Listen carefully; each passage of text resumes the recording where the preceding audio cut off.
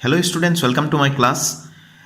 অধ্যায় 10 পোহৰ প্ৰতিফলন আৰু প্ৰতিসৰণ এই চেপ্টাৰটোৰ এইটো তৃতীয়টো ভিডিঅ' হ'ব। মই ইয়াৰ আগতে দুটা ভিডিঅ' ইতিমধ্যে দিছোঁ। তো আগৰ দুটা ভিডিঅ' তোমালোকে নিশ্চয় চাইছা চাগে। যদি নাই চোৱা কোনো কথা নাই, এই ভিডিঅ'ৰ ডেছক্ৰিপশ্যন বক্সত মই লিংক এটা মই দি দিম, তোমালোকে নিশ্চয়কৈ চাই ল'বা। তো আমি ষ্টাৰ্ট কৰোঁ আহা আজিৰ ভিডিঅ'টো। ষ্টুডেণ্টছ, ইয়াৰ আগৰ ক্লাছ দুটাত আমি আলোচনা কৰিছিলোঁ এইখিনিলৈকে লক্ষ্যবস্তুৰ বিভিন্ন স্থানৰ বাবে অৱতল দাপোন এখনৰ প্ৰতিবিম্ব গঠন, লগতে উত্তল দাপোনৰ প্ৰতিবিম্ব গঠন। তো ৰশ্মি চিত্ৰৰ সহায়ত মই এই চিট অৰ্থাৎ লক্ষ্যবস্তুৰ স্থান যেতিয়া অৱতল দাপোনৰ চিট থাকে তেনেহ'লে প্ৰতিবিম্বৰ স্থান ক'ত হ'ব, ইয়াৰ ৰশ্মি চিত্ৰৰ সহায়ত দেখুৱাব লাগে। এইটো আমি আঁকিছিলোঁ। এইটো প্ৰশ্ন হিচাপে মই বনাই দিছিলোঁ। অৱতল দাপোনে গঠন কৰা প্ৰতিবিম্বৰ ৰশ্মি চিত্ৰ আঁকা যেতিয়া লক্ষ্যবস্তু দাপোনৰ ভাঁজ কেন্দ্ৰত ৰখা হয়, প্ৰতিবিম্বৰ আকাৰ আৰু প্ৰকৃতি কেনে হ'ব লিখা। এই ধৰণৰ কুৱেশ্যন আহে। এইটো 2018ত আহিছিলে এই কুৱেশ্যনটো।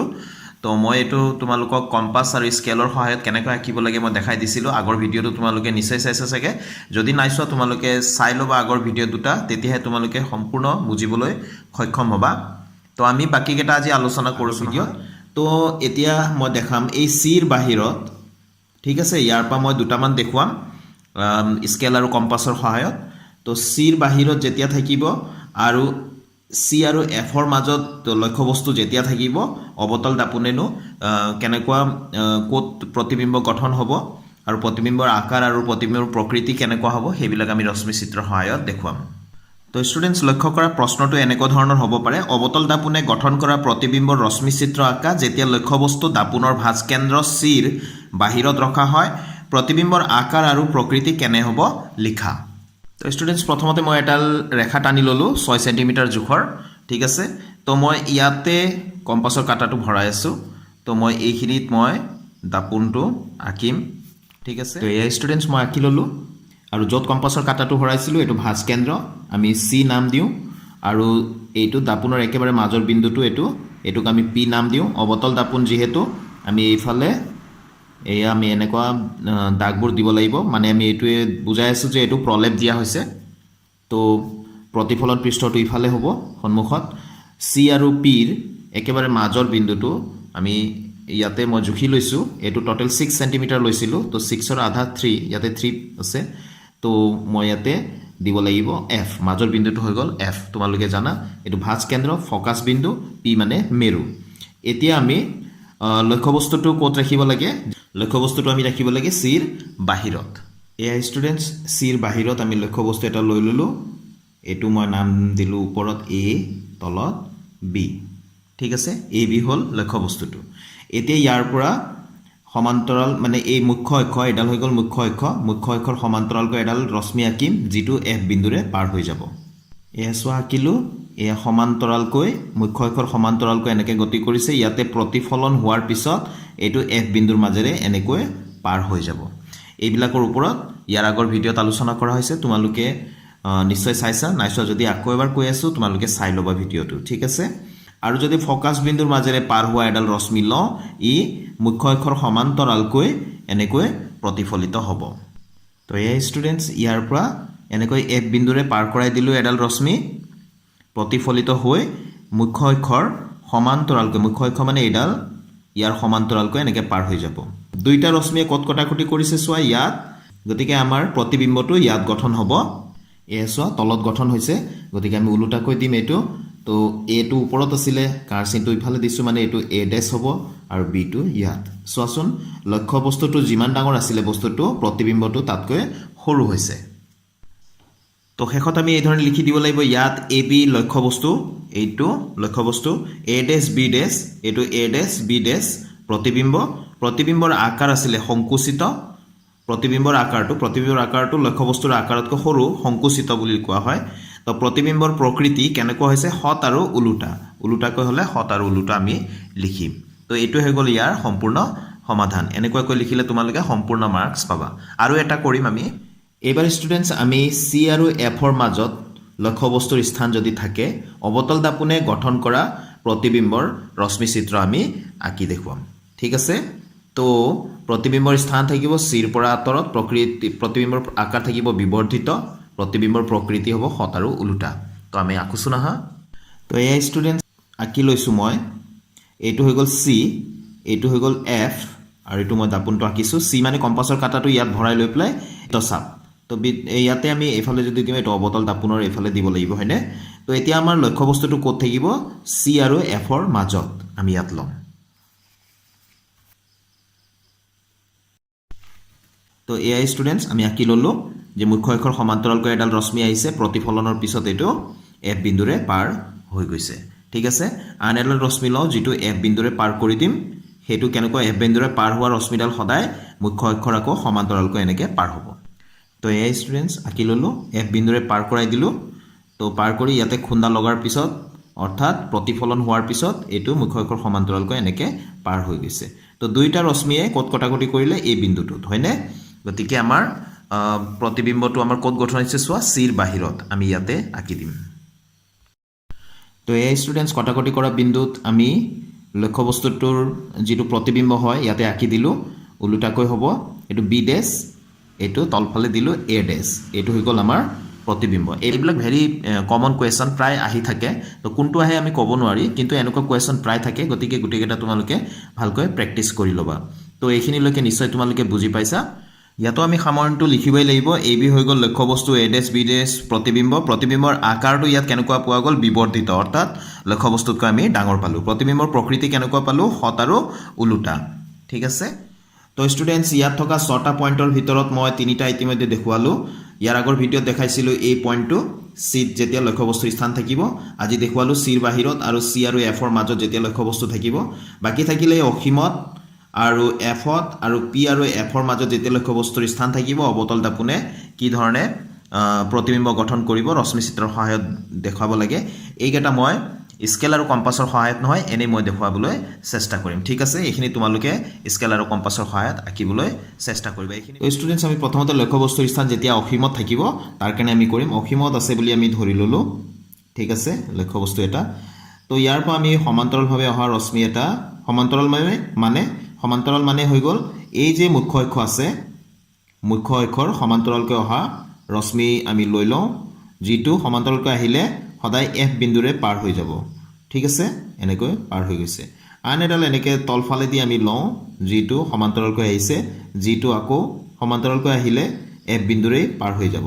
ঠিক আছে এনেকৈ আহিছে ইয়াতে প্ৰতিফলিত হয় এফ বিন্দুৰে পাৰ হৈ যাব এইটো এইফালেদি গৈছে ইয়াত প্ৰতিফলিত হৈ আকৌ এফ বিন্দুৰে পাৰ হৈ গৈছে তো কটাকটি ক'ত কৰিলে ইয়াত কৰিলে ইমান ডাঙৰ বস্তু এটা যেতিয়া অসীমত আছে তাৰ প্ৰতিবিম্বটো ক'ত গঠন হৈছে এফত ফকাছ পইণ্টত আৰু ইয়াৰ প্ৰতিবিম্বৰ আকাৰটো কেনেকুৱা হৈছে চোৱাচোন অতিশয় সংকুচিত বিন্দু আকাৰৰ হৈছে প্ৰকৃতি কেনেকুৱা হ'ব লট আৰু ওলোটাই হ'ব এবাৰ ষ্টুডেণ্টছ আমি কৰোঁ লক্ষ্য বস্তুৰ স্থান যেতিয়া এফত থাকিব তো লক্ষ্য বস্তুটো আমি লৈ লৈছোঁ এইটো ঠিক আছে লক্ষ্য বস্তুটো ৰাখিলোঁ তো এটা আমি সমান্তৰাল ৰশ্মি লওঁ ইয়াৰ পৰা যিটো এফৰ পৰা পাৰ হৈ যাব হয়নে আনটো আমি এনেকুৱাকৈ লওঁ যে এইটো পি বিন্দুত এনেকুৱাকৈ আহিব তো আমি জানো মেৰুত যদি যিডাল ৰশ্মি আহিব সেই ৰশ্মিটো একে সমান কোণ কৰি এইফালে উলটি যাব একে সমান কোণ কৰিব এইফালে উলটি যাব ঠিক আছে এনেকুৱা কৰি উলটি যাব তো আমি দেখিলোঁ যে এইটো লগা নাই কিন্তু এটা সময়ত অসীমত গৈ পেলাই ক'ৰবাত নহয় ক'ৰবাত কটাকটি কৰিব এই দুটাই গৈ পেলাই কটাকটি কৰিব তো সেইকাৰণে যদি আমি লক্ষ্য বস্তুৰ স্থান যদি এফত হয় ফকাছ বিন্দুত হয় তেনেহ'লে প্ৰতিবিম্বৰ অৱস্থানটো ক'ত হ'ব অসীমত হ'ব এবাৰ ষ্টুডেণ্টছ আমি লৈছোঁ লক্ষ্য বস্তুৰ স্থান পি আৰু এফৰ মাজত পি এইটো এফ এইটো ইয়াৰ মাজতে লক্ষ্য বস্তুটো থাকিলে কেনেকুৱা হ'ব প্ৰতিবিম্ব ক'ত হ'ব প্ৰতিবিম্ব তো এইটো ভেৰি ইম্পৰ্টেণ্ট পইণ্ট হয় তোমালোকে মন কৰিবা এইটো ঠিক আছে তো পি আৰু এফৰ মাজত আমি লক্ষ্য বস্তুটো লৈ লৈছোঁ এয়া এইটো এ বি বুলি দি দিলোঁ নাম তো এয়া সমান্তৰালকৈ যিডাল আহিব সেইটোতো আমি জানো এফ বিন্দুৰে পাৰ হৈ যাব তো এফৰ পৰা এনেকুৱাকৈ আমি আঁকি দিলোঁ ঠিক আছে আকৌ অকণমান আগতে ক'লোঁ যে যিডাল ৰশ্মি পিত খুন্দা মাৰিব এনেকুৱাকৈ এইটো এই কোণটো একে সমান কোণ কৰি এইফাললৈ উলটি যাব ঠিক আছে এনেকুৱাকৈ উলটি যাব তো ইয়াৰ দূৰত্বটো এনেকুৱাকৈ এইটো বাঢ়ি গৈয়ে থাকিব তো এইফালে কেতিয়াও এইটো ছাইডত দাপোনৰ তাৰমানে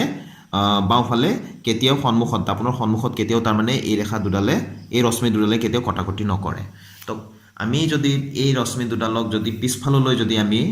আগবঢ়াই দিওঁ এনেকৈ ডট ডট কৈ ঠিক আছে তেনেহ'লে ইহঁতে গৈ পেলাই দাপোনৰ পিছফালে কিন্তু কটাকটি কৰা যেন লাগিব ঠিক আছে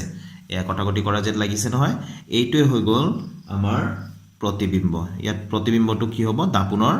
পিছফালে অবতল দাপোনৰ পিছফালে আৰু অতি বিবৰ্ধিত মানে ডাঙৰ প্ৰতিবিম্ব দেখা পোৱা যাব আৰু কেনেকুৱা হ'ব এয়া চোৱা অসৎ আৰু থিয় হ'লে অসৎ আৰু থিয় প্ৰতিবিম্ব গঠন হ'ব অসৎ আৰু থিয় তো ষ্টুডেন্টস আমি অবতল দাপোনৰ ক্ষেত্ৰত প্ৰতিবিম্ব গঠনৰ ৰশ্মি চিত্ৰকেইটা আমি আলোচনা কৰিলোঁ এতিয়া উত্তল দাপোনে গঠন কৰা প্ৰতিবিম্বৰ প্ৰকৃতি অৱস্থান আৰু আপেক্ষিক আকাৰ এইকেইটা ৰশ্মি চিত্ৰৰ সহায়ত অকমান আলোচনা কৰোঁ কিতাপতে দিয়া আছে ডায়াগ্ৰাম কেইটা মই ইয়াতে বুজাই দিম তোমালোকে এতিয়া নিশ্চয় বুজি পাব কাৰণ আমি যথেষ্টখিনি আলোচনা কৰিলোঁ হয়নে তো উত্তল দাপোনৰ ক্ষেত্ৰত লক্ষ্যবস্তুৰ অৱস্থান যদি অসীম দূৰত্বত থাকে প্ৰতিবিম্বৰ অৱস্থান ক'ত থাকিব দাপোনৰ পিছফালে ফকাছ বিন্দুত হ'ব প্ৰতিবিম্বৰ আকাৰ কেনেকুৱা হ'ব অতিকৈ সংকুচিত হ'ব বিন্দু আকাৰৰ হ'ব প্ৰতিবিম্বৰ প্ৰকৃতি কেনেকুৱা হ'ব অসৎ আৰু থিয় হ'ব তো ইয়াৰ ৰশ্মি চিত্ৰটো এইটো দিয়া আছে চোৱা প্ৰতিবিম্ব ইয়াত গঠন হৈছে এয়া লক্ষ্যবস্তুটো এইটো অসীমত দেখুওৱা হৈছে ডট ডট কৰি মানে তাৰমানে বহুত দূৰত আছে ঠিক আছে তো ইয়াৰ পৰা সমান্তৰাল যেটো মুখ্য অক্ষৰ আছে মুখ্য অক্ষৰ সমান্তৰাল ৰশ্মিক এটা লোৱা হৈছে এটা লোৱা হৈছে যেটো লাগি দাপোনত উত্তল দাপোনত লাগি ইফালে ঘূৰি গৈছে ঘূৰি যাওঁতে এই ৰশ্মিডাল এনেকুৱাকৈ ঘূৰি গৈছে যেন এইটো এফ বিন্দুৰ পৰাহে সৃষ্টি হৈছে তো এইফালে ডট ডট কৈ দিয়া হৈছে কাৰণ এইটো দাপোনৰ পিছফাল গতিকে ডট ডট কৈ কাল্পনিক ৰেখা দিয়া হৈছে আৰু এইটো ঘূৰি যোৱাটো দেখুওৱা হৈছে ঠিক আছে এই ধৰণে ইফালৰ পৰা সমান্তৰাল ইয়াৰে সমান্তৰালকৈ আহি ইয়াতে দাপোনত খুন্দা মাৰি এইডালো এনেকুৱাকৈ ঘূৰি গৈছে যেন এফ বিন্দুৰ পৰাহে যেন এই ৰশ্মিডাল ওলাই আহিছে তেনেকৈ তো মানে এফালে পিছফালে বঢ়াই দিলে ক'ত লগ লাগিছে এফ বিন্দুত লগ লাগিছে গতিকে এফ বিন্দুটোৱে হৈ গ'ল এ বিৰ প্ৰতিবিম্ব গঠনৰ স্থান ইয়াতে কেনেকুৱা আকাৰৰ হৈছে প্ৰতিবিম্বটো একেবাৰে বিন্দু আকাৰৰ হৈছে ঠিক আছে আন এটা ইয়াতে আছিলে এতিয়া চোৱা অসীম দূৰত্বত দাপোনৰ মেৰু পিৰ মাজত অসীম দূৰত্ব আৰু দাপোনৰ মানে মেৰু বিন্দুৰ মাজত যদি থাকে তো অকমান মানে একেবাৰে অসীমত নহয় অকমান ওচৰত জানিবা তো এই ক্ষেত্ৰতো চোৱা দুডাল ৰশ্মি লোৱা হৈছে এডাল এনেকৈ মুখ্য অক্ষৰ সমান্তৰালকৈ লোৱা হৈছে এয়া কাৰ্চিন দি দেখুওৱা হৈছে এইটো খুন্দা মাৰি কেনেকৈ যাব এনেকুৱাকৈ ঘূৰি যাব এই ৰশ্মিটো এনেকুৱা লাগিব যেন এফৰ পৰাহে ওলাই আহিছে সেইকাৰণে এইটো ডট ডট কৈ দিয়া হৈছে ঠিক আছে আন এডাল লোৱা হৈছে এনেকুৱাকৈ পুনাই লোৱা হৈছে সি বিন্দুলৈ মানে ভাজ কেন্দ্ৰলৈ পুনাই লোৱা হৈছে আমি জানো যে উত্তল দাপোনৰ ক্ষেত্ৰত এফ আৰু সি টো পিছফালে থাকিব কাৰণ এই বক্ৰটো আমি এনেকুৱাকৈহে আঁকিব লাগিব হয়নে নহয় এতিয়া এইটো সি যদি আমি পুনাই কৰো এইটো একে বাটেৰে ঘূৰি যাব এছৱা এফালে দি গৈছে এফালে দি ঘূৰি গৈছে ৰশ্মিডাল হয়নে এফালে কাৰ্চিন দেখুওৱা হৈছে আকৌ উলটি যোৱা কাৰ্চিনো দেখুওৱা হৈছে তো এতিয়া এই দুইটা গৈ প্লাই এইটো চোৱা এইটো এফালে পঠাই দিয়া হৈছে কাল্পনিকভাৱে এফৰ মাজেদি আৰু এইটো আমি সিৰ ফালে কাল্পনিকভাৱে বঢ়াই দিয়া হৈছে দুইটাই ক'ত কটাকটি কৰিছে এইটোত গতিকে দাপোনৰ পিছফালে সৎ আৰু থিয় প্ৰতিবিম্ব গঠন হ'ব সৎ আৰু থিয় প্ৰতিবিম্ব গঠন হ'ব আৰু কেনেকুৱা হ'ব যেটো লক্ষ্যবস্তু আছিল তাতকৈ সৰু হ'ব সংকুচিত আকাৰৰ তো এই দুটা আছিল তোমালোকে এই দুটাও চাই থবা এতিয়া ষ্টুডেন্টস আমি পেজ নাম্বাৰ 168 পেজত থকা প্ৰশ্নাৱলীখিনি আলোচনা কৰো অবতল দাপোনৰ মুখ্য ফকাছৰ সংজ্ঞা দিয়া তো ষ্টুডেন্টস প্ৰথম প্ৰশ্নটোৰ উত্তৰ আমি এই ধৰণে লিখিম অবতল দাপোনৰ ক্ষেত্ৰত মুখ্য অক্ষৰ সমান্তৰালকৈ অহা ৰশ্মিবোৰ দাপোনত আপতিত হোৱাৰ পিছত প্ৰতিফলিত হৈ মুখ্য অক্ষৰ এটা বিন্দুত লগ লাগি কটাকটি কৰে এই বিন্দুটোকে অবতল দাপোনৰ মুখ্য ফকাছ বোলে এই ধৰণে তোমালোকে লিখিবা তাৰ পিছত 2 নম্বৰ কোৱেশ্চনটো আছিল মই ইয়াত লিখি লৈছো গোলাকাৰ দাপোন এখনৰ ভাঁজ ব্যাসাৰ্ধ 20 সেন্টিমিটাৰ ইয়াৰ ফকাছ দৈৰ্ঘ্য কিমান তো ষ্টুডেন্টস ইয়াত দিয়া আছে ভাঁজ ব্যাসাৰ্ধ স্মল r = 20 সেন্টিমিটাৰ ফকাছ দৈৰ্ঘ্য স্মল f টো আমি উলিয়াব লাগে তো আমি জানো প্ৰথম ভিডিঅত এটো আলোচনা কৰিছিলো যে r = কিমান হৈ যাব 2f এটো আছিল ফৰ্মুলাটো তাৰমানে ভাঁজ ব্যাসাৰ্ধটো ফকাছ দৈৰ্ঘ্যৰ দুগুণ অৰ্থাৎ আমি ইয়াৰ পৰা লিখিব পাৰো আমি লিখিব পাৰো f = r/2 তো r/2 মানে কিমান r ৰ মান কিমান আছিল 20/2 অৰ্থাৎ 20 ৰ আধা কিমান হৈ যাব 10 সেন্টিমিটাৰ অৰ্থাৎ ফকাছ দৈৰ্ঘ্যটো কিমান পাই গলো আমি 10 সেন্টিমিটাৰ পালো ঠিক আছে তো এইটো হৈ গ'ল উত্তৰটো r = twice f এই ফৰ্মুলাটো মনত ৰাখিম ইয়াৰ পৰাই f = কিমান হৈ যাব r/2 হৈ যাব r ৰ মান দিয়া আছে 20 পাতি দিয়া 2 ৰে হৰণ কৰা 10 সেন্টিমিটাৰ পাবা এইটো হৈ গ'ল উত্তৰ ইয়াত দিয়া আছে 3 নম্বৰ প্ৰশ্নটো এখন দাপোনৰ নাম কোৱা যিখনে থিয় আৰু বিবৰ্ধিত প্ৰতিবিম্ব গঠন কৰে তো এই 3 নম্বৰ প্ৰশ্নটোৰ উত্তৰ হৈ যাব অবতল দাপোনে দাপোনৰ পিছফালে থিয় আৰু বিবৰ্ধিত প্ৰতিবিম্ব গঠন কৰে 4 নম্বৰ কোৱেশ্চনটো আছে ইয়াত গাড়ীৰ পিছলৈ চোৱা দাপোন হিচাপে উত্তল দাপোন কিয় পছন্দ কৰা হয় তো ষ্টুডেন্টস এই প্ৰশ্নটোৰ উত্তৰ আমি এই ধৰণে লিখিম গাড়ীৰ পিছলৈ চোৱা দাপোন হিচাপে উত্তল দাপোন ব্যৱহাৰ কৰা হয় কাৰণ এই দাপোনে সৰুকৈ হলেও থিয় প্ৰতিবিম্ব গঠন কৰে তদুপৰি এই দাপোন যেহেতু বাহিৰলৈ বেকা গতিকে ইয়াৰ দৃষ্টিক্ষেত্ৰ বহল ঠিক আছে তো এইখিনি হৈ গ'ল আমাৰ উত্তৰ তো ষ্টুডেন্টস আজিৰ ভিডিওটো মই ইয়াতে সামৰিছো আশা কৰোঁ মোৰ এই ভিডিও তোমালোকক প্ৰিপাৰেচনত সহায় কৰি আছে